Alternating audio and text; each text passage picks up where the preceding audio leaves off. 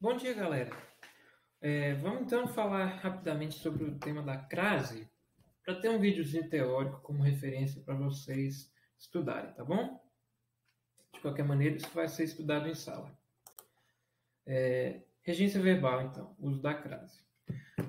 Quando a gente fala em regência verbal, esse nome vem da palavra rei, porque o verbo é como se fosse um rei que rege os seus complementos, daí regência verbal, tá? Ok, então vamos ver o exemplo do Ele Bateu Minha Porta, que é um exemplo do texto que eu tirei do Drummond, do exercício da aula passada. Primeiro, é bom a gente ter estabelecer um significado para cada uma das regências, para que vocês entendam que o uso correto não, mas a gramática normativa estabelece uma série de regências que vocês devem saber para poder usar ali na hora do vestibular e que alteram o sentido dependendo do jeito que você usar. Portanto, o domínio dessa regência verbal vai te ajudar a escrever um texto de acordo com as normas padrão, ok? Então, bater a porta, segundo o dicionário, segundo consta na norma padrão, é você fechar ela com toda a força, fazendo barulho, né? Então você dá uma jogada ali na porta, bate ela com toda a força, seus pais brigam com você porque você está sendo mal criado, e isso é bater a porta, sem crase. Bater a porta com crase, não se fala assim, né? Eu exagerei para que vocês entendam. Bater a porta com crase significa chamar ou avisar quem está do lado de dentro, por meio de uma leve batida, palmas ou campainha. Então, quando você faz assim, toque, toque, toque, isso é bater a porta com crase, certo?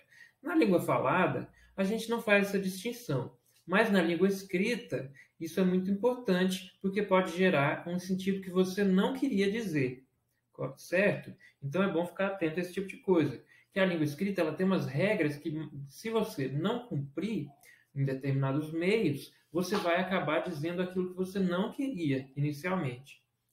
Ok.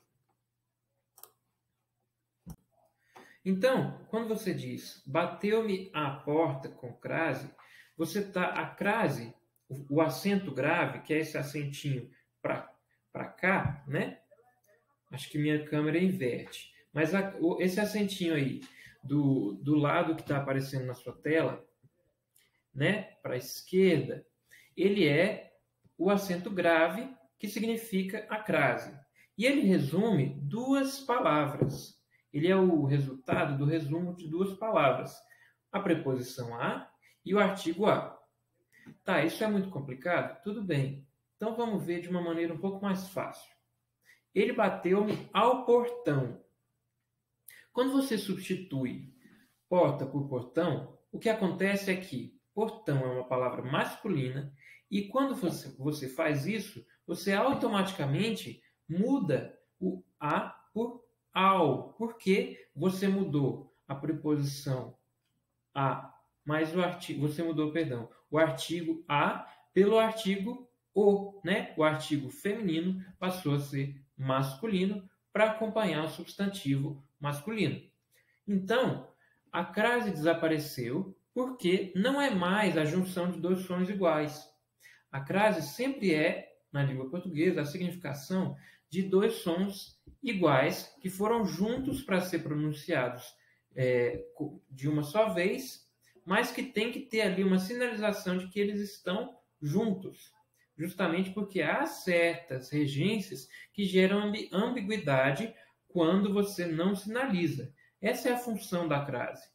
Retirar a ambiguidade quando houver uma regência ambígua. E aí, há uma série de casos em que não haveria ambiguidade e a gente usa a crase mesmo assim para sinalizar que há a junção do adjetivo, do artigo mais a preposição, ok? Da preposição mais o artigo.